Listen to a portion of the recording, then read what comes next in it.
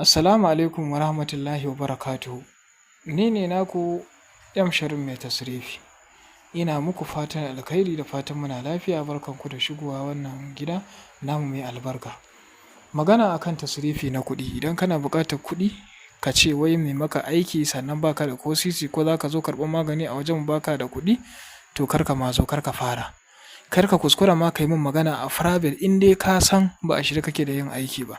Kuma wannan aiki na tasrifi abu ne na fararen rafane, mu ba ma buga kuɗi. Ba ma buga kuɗi. Sannan duk wanda ya ce maka zai buga ma kuɗi to ƙarya yake, cutar ka zai yi. Ba ma buga kuɗi. Amma sai dai mukan sai turare ko zuma ko zanzan mu ba rafananmu su ba da dukiya. Wannan shine tasrifi daga kun fayakunu. Kun kasance fayakunu an gama.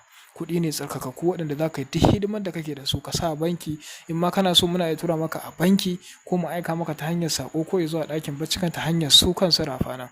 Amma me? Dole sai ka sai turare. Dole sai ka sai turare. Jin cewa kawai za ka haɗu da mai tasrifi ka ce buga ma kuɗi daga baya a cire kuɗin turare a ciki, wannan tatsuniya ce. Jin cewa za ka samu kuɗi haka nan kana zaune ba tare da ka kashe kuɗi ba, wannan tatsuniya ce. Duk wanda ya ce ma zai maka haka to ƙarya yake. Aikin mu ba ma yanka dabba. Ba ma amfani da jinin wani dabba ko na wani abu. Da iya zallan turare kawai muke aiki. Ga duk mai buƙatar shi, duk mai sha'awa kuma yake buƙatar aikin mu na tasrifi ya mun magana a private. Amma in dai ka san ba da gaske kake ba, in dai ka san wasa za ka zo mana da shi da hankali, in dai ka san ba a shirye kake da ka sai turaren aiki ba, to kar ka kuskura ka biyo ni, kar ka neme ni, domin zan ga ka rena ma hankali kuma kai ma za ka ga na ƙi sauraron ka. To ina mana fata alkhairi daga naku Sharif mai tasrifi. Na gode. Assalamu alaikum wa rahmatullahi ta'ala barakatuhu. Ni ne naku Sharif mai tasrifi. Ɓangaren mallaka, baƙar mallaka, mallakar miji, bi ta zaizai, abin da ya shafi kwallin ɗan kaɗafi, karya sihiri, warware sihiri, korar shaiɗanu, koran mayu, korar aljanu, ingantaccen hayaƙin ibɗali.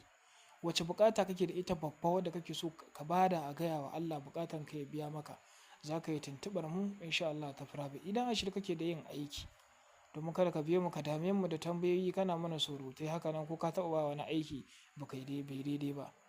To mu ba a mana haka. In ka san baka shirya ba za ka zo zan maka aiki baka da kuɗi, ko ka san zan maka aiki na tasrifi baka da kuɗin turare, to kar ka ma zo kar ka fara. Domin za ka ga na ƙi sauraron ka, ni ma zan ga ka rena min wayo. Tunda ba bashi za mu anshi kayan aiki mai maka ba. Kai da kanka buƙatan ka ne, kai ya kamata ka cire kuɗi ka sai kayan aiki.